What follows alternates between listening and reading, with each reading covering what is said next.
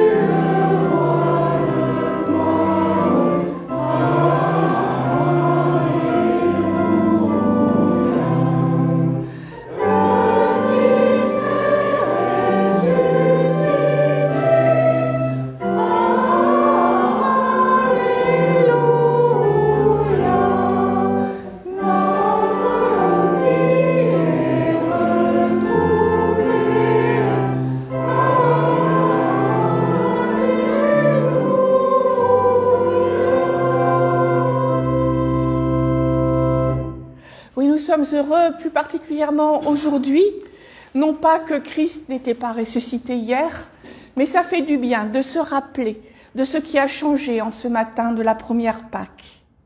Nous prions.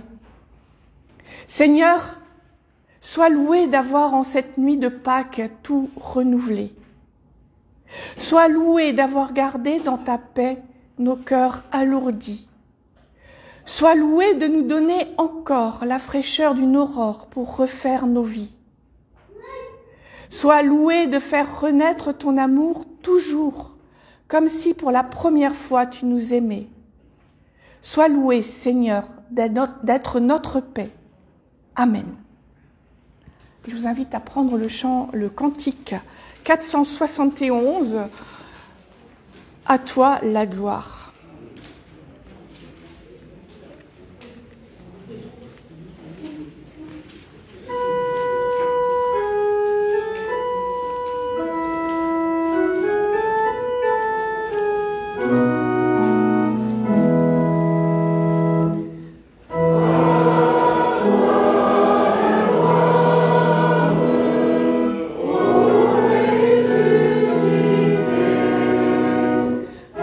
Toi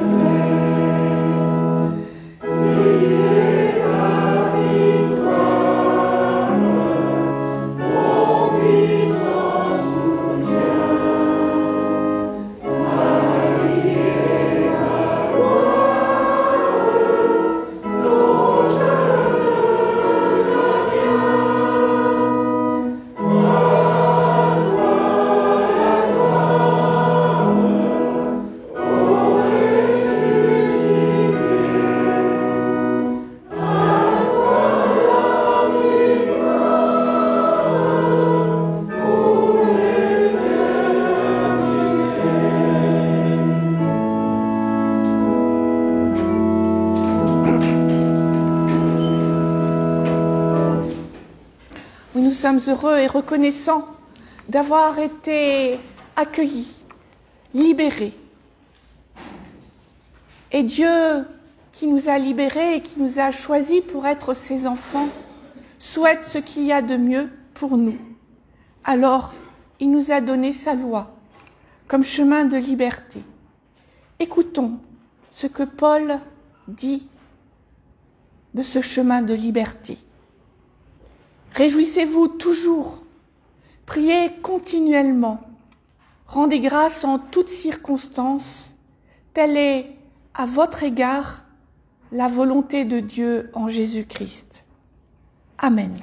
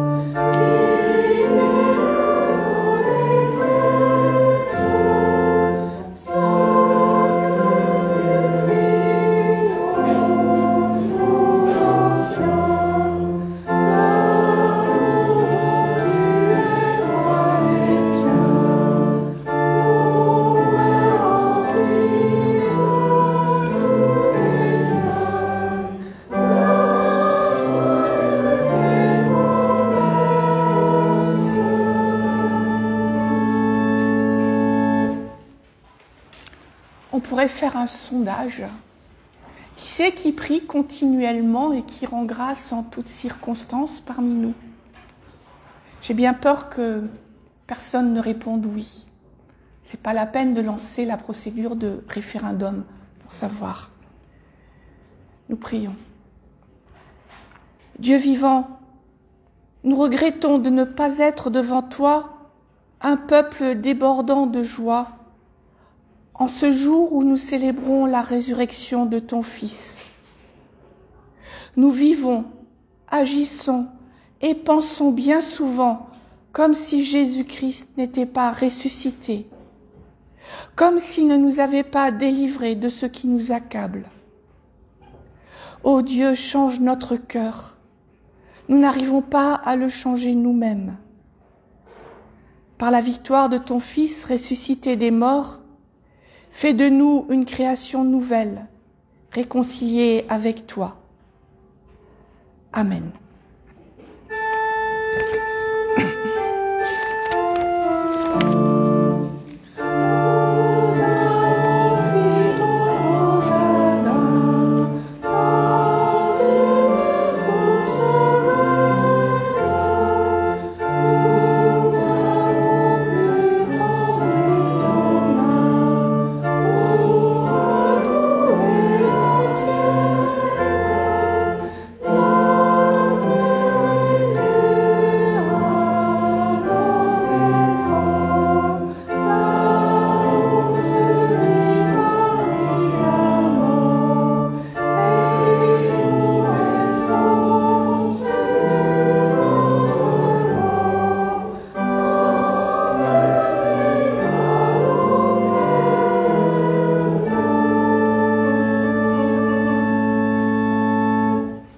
Christ est ressuscité.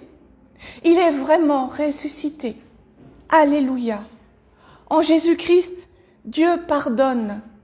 Hier est passé, demain n'est pas encore là. Aujourd'hui, Dieu nous relève. Il nous appelle à dire oui à la vie tout entière, oui jusqu'à la vie éternelle. Amen. Je vous invite à vous lever.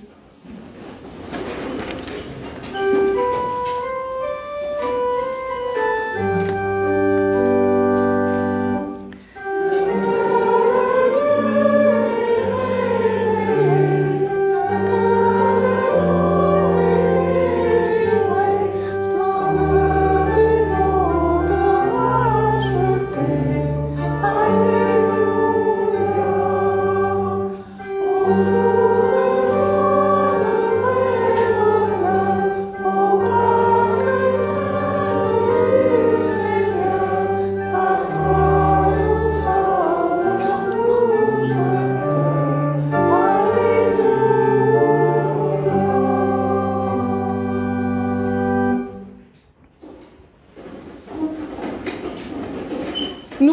avant de lire les Écritures afin que leur méditation soit pour nous un chemin de vie. Père, béni sois-tu. Au matin de Pâques, tu as relevé Jésus d'entre les morts. Par ton esprit, ouvre nos cœurs à ta parole pour qu'elle suscite en nous émerveillement et joie. Le Christ est à jamais vainqueur de la mort. Il est avec nous jusqu'à la fin du monde. Amen.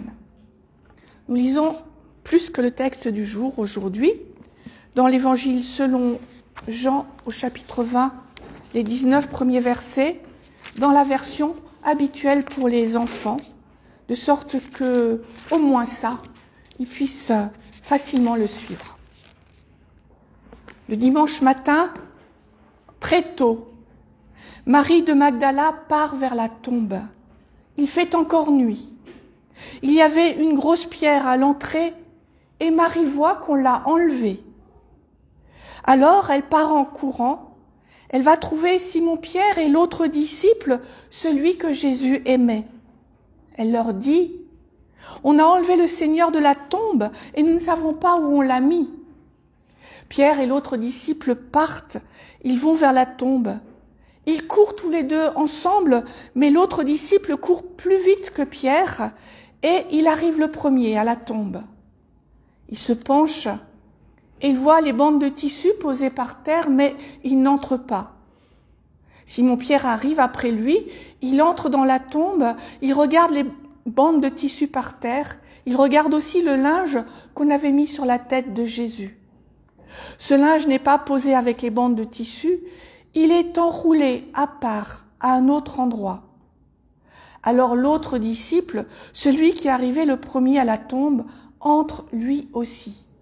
Il voit et il croit. En effet, les disciples n'avaient pas encore compris ce que les livres saints annonçaient. Jésus doit se relever de la mort. Ensuite, les deux disciples retournent chez eux. Marie est restée dehors, près de la tombe, et elle pleure. En pleurant, elle se penche vers la tombe, elle voit deux anges habillés avec des vêtements blancs. Ils sont assis à l'endroit où on avait mis le corps de Jésus, l'un à la place de la tête et l'autre à la place des pieds. Les anges demandent à Marie, « Pourquoi est-ce que tu pleures ?» Elle leur répond, « On a enlevé mon Seigneur et je ne sais pas où on l'a mis. » En disant cela, elle se retourne et elle voit Jésus qui est là. Mais elle ne sait pas que c'est Jésus. Jésus lui demande, « Pourquoi est-ce que tu pleures? Qui cherches-tu » Marie croit que c'est le jardinier. Alors elle lui dit, « Si c'est toi qui as emporté le corps de Jésus, dis-moi où tu l'as mis et j'irai le prendre. » Jésus lui dit, « Marie ». Elle se retourne, elle le reconnaît et lui dit en hébreu, « Rabouni », cela veut dire « mon maître ». Jésus lui dit, « Ne me retiens pas. En effet, je ne suis pas encore monté vers le Père. Mais va trouver mes frères et dis-leur de ma part, je monte vers mon Père. Il est aussi votre Père. Je monte vers mon Dieu. Il est aussi votre Dieu. » Alors, Marie de Magdala vient annoncer aux disciples, « J'ai vu le Seigneur. » Et elle leur raconte ce qu'il a dit. « Seigneur, ta parole est vérité. Sanctifie-nous par ta vérité. Amen. » Je vous invite à chanter le cantique 483.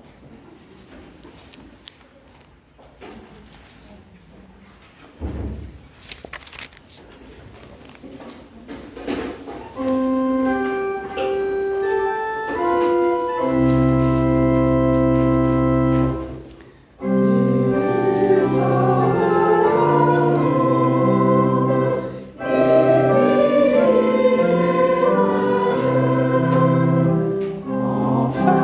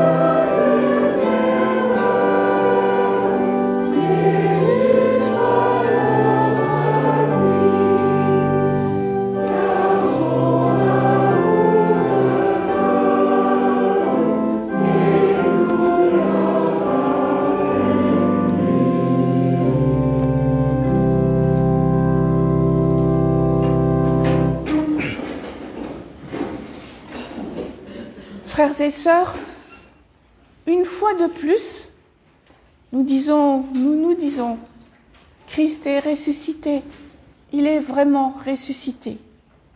Une fois de plus, nous proclamons que la lumière de Pâques éclaire désormais le monde. Pourtant, une fois de plus, depuis les quelques 2000 ans que nous célébrons Pâques, le monde autour de nous est ébranlé par la violence et la mort. Cette année, ce ne sont pas des attentats qui minent notre joie. Le Covid non plus. Il est entré dans nos vies maintenant, on s'est habitué. Cette année, la guerre frappe à nos portes. Cette année, notre empathie, notre compassion sont tellement sollicitées que nous avons envie de ne plus voir, de ne plus entendre, tellement le mal est présent parmi nous, près de nous. Et ce mal, ce n'est pas le mal ordinaire, toujours insoutenable pour les victimes et leurs proches, mais personnel en quelque sorte. C'est le mal qui détruit et terrorise, qui cherche l'anéantissement des uns pour la gloire et l'honneur d'autres. Et ce mal est soutenu par de grands dignitaires chrétiens. Comment donc proclamer la lumière de Pâques dans l'obscurité du mal gratuit et de la haine ? Le mal gratuit et la haine, n'est-ce pas ce qui a conduit Jésus à la croix, au tombeau où il a été enseveli quelques minutes avant le coucher du soleil, en cette veille de la Pâque juive ? Et le lendemain du sabbat, Marie part pour le tombeau, alors qu'il ne fait pas encore jour, pressée de se recueillir devant la tombe de celui qui lui avait rendu sa dignité et sa liberté, en chassant les démons qui la possédaient. Hommage fut-il, mais si nécessaire aux vivants, que celui d'aller au lieu du corps qui pourtant n'est plus la personne aimée. Dans ce tombeau où on a placé Jésus, il y a bien plus que le maître et l'ami. Il y a l'avenir auquel Marie croyait, la libération de toutes les obscurités, la paix et la joie du royaume, la restauration du peuple promise il y a si longtemps. Liberté, égalité, fraternité, dirions-nous. Paix dans le monde et bonne volonté pour tous. Il lui reste la solitude et la peur. Peur du lendemain, peur de voir les disciples arrêtés, peur de voir la communauté dispersée, peur de voir son monde s'écrouler. Il lui reste la tristesse, peine de perdre Jésus, mais aussi peine de savoir que la paix et la libération promises ne sont pas pour tout de suite, ni d'ailleurs pour plus tard. Son monde est ébranlé, elle a perdu l'espérance. Quand elle arrive au tombeau, il fait nuit, comme il fait nuit dans son cœur. Nous avons tous ressenti ces sentiments, sauf peut-être les plus jeunes, à titre personnel, au moment sombre de nos vies, et collectivement, ces dernières semaines, en assistant impuissants à la détresse des victimes de la violence injustifiée et injustifiable. J'ai pleuré devant l'image d'une enfant tenant son chat dans ses bras, et ce n'était pourtant pas la pire, mais sans doute c'était celle de trop, parce que justement, elle m'a paru tellement réelle, tellement proche de moi. La petite portait apparemment la même parka que ma petite fille Héloïse, que beaucoup connaissent, et le chat aurait pu être le mien. Nous nous sentons démunis devant tant d'horreurs. Oui, nous savons tous ce que c'est que la nuit dans nos cœurs. Marie arrive au tombeau, elle veut pleurer son mort et tout ce qu'elle perd avec lui, son avenir perdu. Et là, son univers bascule à nouveau. Elle trouve le tombeau vide. Elle ne comprend pas ce qui se passe, pas plus que les 2 disciples accourus à la nouvelle. C'est qu'ils n'ont pas encore compris l'écriture, nous explique le narrateur. Et si Pierre ne tire rien de son enquête, l'autre voit et croit. Personne ne sait ce qu'il croit, mais ce qu'il voit fait sens pour lui, alors que Pierre et Marie ne comprennent pas, ne croient pas. Pourtant, celui qui croit est comme celui qui ne croit pas. Ils s'en vont et ils laissent Marie seule au tombeau. Entre parenthèses, pas trop sympa ça, mais bon. Elle ne peut pas partir parce qu'elle est accrochée à la matérialité du lieu. Elle veut retrouver ce qu'elle a perdu, ce corps qui l'ancre dans la certitude fût-ce dans la certitude du désespoir. Tout comme nous, lorsque nous cherchons frénétiquement un objet perdu, en regardant plusieurs fois aux mêmes endroits, elle reste là, au tombeau. Elle ne remarque pas que ce sont des anges qui lui parlent. Ils ne sont pas celui qu'elle cherche. Elle ne reconnaît pas Jésus. Il n'est pas ce qu'elle cherche, un corps mort. Elle ne réalise pas que c'est lui qui lui parle avant qu'il ne l'appelle par son nom. Alors, elle comprend. Alors, elle se jette à ses pieds pour l'adorer. Alors, elle devient son messager, son apôtre, en tournant le dos au tombeau vide et au Seigneur ressuscité. Elle commence une nouvelle vie dans un monde nouveau, un monde transformé par cette rencontre. Marie est ressuscitée. D'une vie de tristesse, de mort, d'enfermement dans son chagrin, dans ses regrets, elle passe à la vie que Jésus lui donne, celle d'être un témoin du Seigneur ressuscité, celle qui se vit dans la joie et la paix du royaume malgré la dureté matérielle du monde. Aujourd'hui, je vous annonce que le Seigneur est ressuscité. Le tombeau est vide. La mort a perdu la bataille. Le mal est vaincu. Et si je vous le dis, c'est parce que c'est écrit, pas dans le passage que je vous ai lu, mais c'est écrit. Le mal est vaincu. C'est écrit dans l'évangile de Jean, un peu avant, un peu après, dans les lettres de Paul et même dans l'Apocalypse. Pourtant, l'Apocalypse, c'est pas évident d'y trouver l'évangile parfois. Alors, que faisons-nous encore à attendre auprès des tombeaux qui ne renferment plus nos peurs, nos angoisses, nos échecs et nos souffrances? La nuit est terminée, le jour s'est levé et la lumière du Seigneur remplace les ténèbres du mal et de la mort. La résurrection, ce n'est pas un moment historique, ou plutôt les évangiles nous racontent que c'est bien plus qu'un moment historique. La résurrection de Jésus, personne ne l'a vue. Personne ne peut l'expliquer ni la décrire. Ce qui est décrit, en réalité, c'est la résurrection de ceux qui rencontrent le ressuscité. Reprenez votre Bible, relisez tous les récits de Pâques et vous verrez que je dis vrai. Peut-être même, croirez-vous, comme l'autre disciple. Jésus est ressuscité. Il a vaincu le mal et la mort. Il a changé le monde. C'est vrai. Malgré la violence et la guerre, malgré la souffrance et la mort qui restent dans notre monde, nous voyons qu'il a changé. Ce qui autrefois nous aurait à peine intéressés nous choque et nous bouleverse. Nous sommes inquiets aussi pour d'autres, pour les pays baltes, parce que ces pays, c'est l'Europe, c'est nous. Autrefois, on n'aurait même pas su qu'est-ce que c'était les pays baltes. Nos gouvernants cherchent la paix ailleurs, la paix chez nous, et nos tribunaux veillent toujours sur nos droits et nos libertés.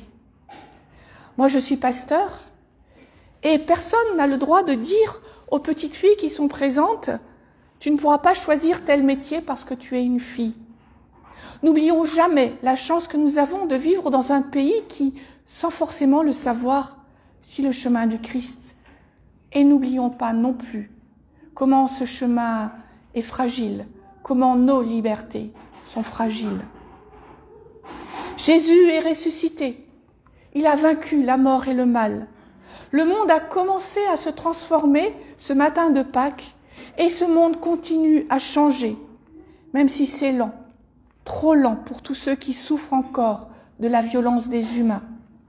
Voilà ce que je proclame aujourd'hui. Pourtant, à quoi cela sert-il de l'annoncer si nous ne le vivons pas? Ne sommes-nous pas si souvent comme Marie, à attendre près du tombeau vide parce que nous sommes persuadés qu'il devrait être plein? La violence existe toujours, le mal et la souffrance aussi, n'est-ce pas? Et le temps des apparitions du Christ est terminé. Serions-nous coupables de ne pas être comme le disciple inconnu, celui qui a vu le tombeau vide et qui a cru? Pourtant, Marie non plus n'a pas compris, et c'est elle qui a vu Jésus. C'est bien Marie qui est la première apôtre. La foi du disciple sans nom n'est pas plus mise en valeur que ça dans notre texte. En réalité, tous sont sur le même plan. Ils n'avaient pas encore compris les Écritures et ce qu'elles disaient de Jésus. Nous n'avons plus guère de chance de voir le Christ ressuscité. Je ne dis pas que ça ne peut pas arriver, mais que ça nous arrive à nous tous, c'est quand même assez improbable. Et c'est très bien comme ça. C'est encore mieux. C'est Jésus qui l'a dit quelques jours plus tard. Heureux ceux qui croient sans avoir vu. Oui, le tombeau est vide, et parce qu'il est vide, il faut lui tourner le dos et vivre cette vie nouvelle qui nous est proposée. Et cela n'est possible que parce que Jésus-Christ nous ressuscite. Nous pourrions tourner longtemps autour de ce paradoxe dans nos esprits si nous n'avions pas la solution dans le texte même. Ils n'avaient pas encore compris l'Écriture. La rencontre avec le Christ ressuscité est nécessaire pour qu'il nous ressuscite, pour que nous acceptions le tombeau vide, pour que nous tournions le dos à nos vies passées, toujours bien plus belles que ce qu'elles auraient été en réalité, à nos avenirs perdus, pour vivre de cette vie nouvelle que le Christ nous offre. Et cette rencontre est possible grâce à l'Écriture. Pour rencontrer le Christ, il faut lire la Bible. Et nous avons l'avantage de ne pas seulement avoir l'Ancien Testament, qui constituait l'Écriture du vivant des disciples, mais nous avons aussi le Nouveau qui ne parle que de lui. Mais lire la Bible ne suffit pas. Il faut chercher le Christ dans les Écritures. Ça ne signifie pas chercher à interpréter tout en fonction de Jésus le Christ. Mais Jésus n'est-il pas parole de Dieu? Et c'est la parole de Dieu que nous cherchons dans tous les textes, du premier mot de la Genèse au dernier mot de l'Apocalypse. Et cette parole est vivante. Elle se laisse trouver pour celui qui la cherche. Chercher le Christ ressuscité dans la Bible, ce n'est pas lire des livres sur la Bible. Ce n'est pas non plus écouter le pasteur. Ce n'est pas non plus apprendre un catéchisme. Ce n'est pas non plus savoir les histoires de la Bible racontées quand nous étions enfants. Chercher le Christ ressuscité dans la Bible, c'est une quête personnelle à laquelle nous convoque l'évangéliste. D'ailleurs, il n'est pas le seul. Allez lire un peu l'évangile de Luc, le chapitre 24, vous verrez qu'il fait exactement de même. Nous sommes tous à la fois ou tour à tour Pierre, l'autre disciple, et Marie. Certains, en entendant l'évangile de la résurrection, sentent la présence du Christ auprès d'eux. D'autres écoutent et n'arrivent pas à connecter le récit à une possible rencontre. D'autres encore cherchent peut-être un Christ qui leur rendrait la certitude de leur vie, qui leur rendrait leur avenir tel qu'ils l'imaginaient, en les débarrassant de leur misère, de leur peur ou de leur souffrance. Et ce Christ-là, ils ne le trouvent pas. Pourtant, en s'obstinant à chercher, peut-être vont-ils, comme Marie, faire la vraie rencontre, celle avec le Seigneur qui nous ressuscite, et non pas celle avec le Christ qu'ils se sont imaginés. Et cela nous est donné par le témoignage de tous les récits bibliques. Confrontons nos lectures à notre vie et réciproquement. Méditons l'Écriture. Cherchons ce Dieu qui se laisse trouver, sans cesse, chaque jour. Ainsi, nous multiplierons les occasions de rencontre avec notre Seigneur. Nous multiplierons les occasions que la parole de Dieu se révèle, parfois dans des textes surprenants, dans des circonstances bizarres. Alors, nous renforcerons notre foi. Alors, nous garderons l'espérance du royaume qui vient. Notre avenir n'est pas celui que nous imaginions. Notre avenir commun est-il plus sombre que ce que nous espérions? Peut-être, sans doute même. Mais le Christ nous ressuscite à chacune de nos rencontres avec lui. Il nous donne et nous redonne cette autre vie, celle que l'évangéliste appelle vie éternelle. Et c'est cette vie-là qui nous permet de tourner le dos à nos espoirs déçus, à nos peurs et à nos souffrances, et qui nous permet de marcher sur le chemin que le Christ veut pour nous, chemin éclairé par sa présence, ce chemin qui permet au monde de changer toujours encore plus. Elle nous donne des frères et des sœurs à soutenir et à aimer, qui nous soutiennent et qui nous aime. Elle nous donne un Père qui nous offre patiemment son amour. Et donc, elle nous donne cette possibilité de continuer à changer le monde. Christ est ressuscité. Il est vraiment ressuscité. Je l'ai rencontré. Amen.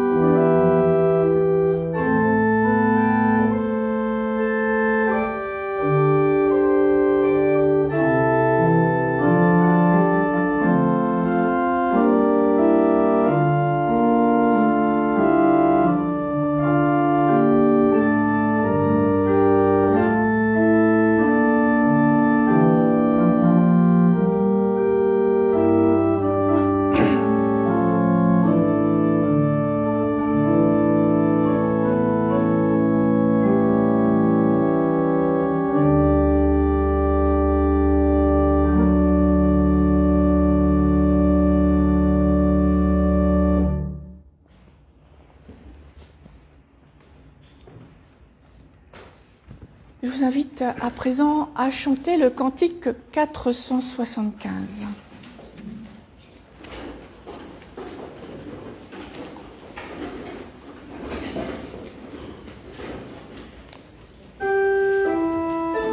Thank you.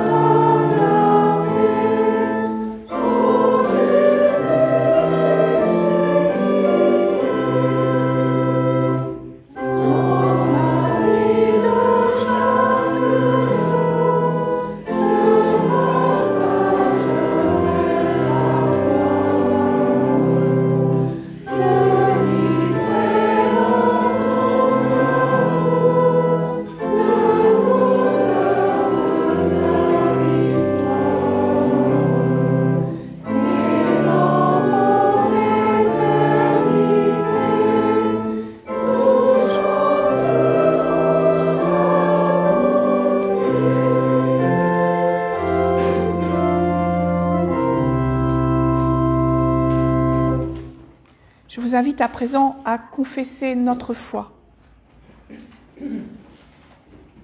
Nous ne sommes pas seuls.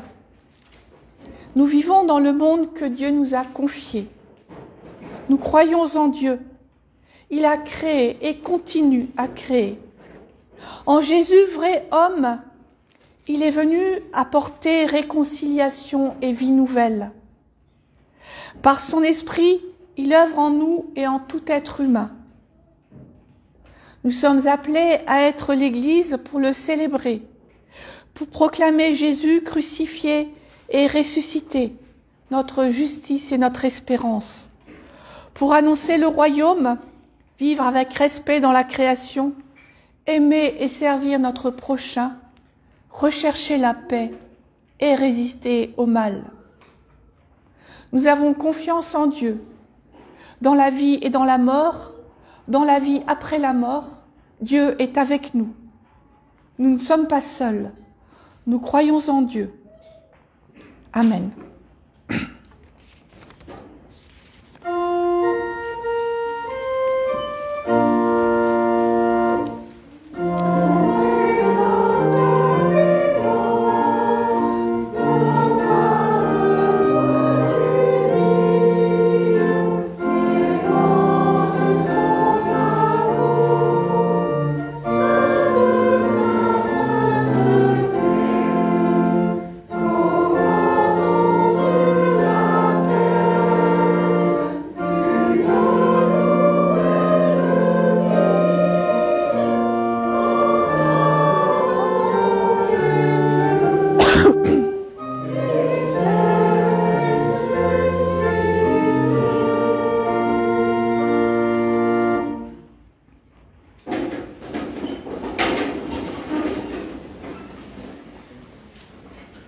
C'est le moment des annonces.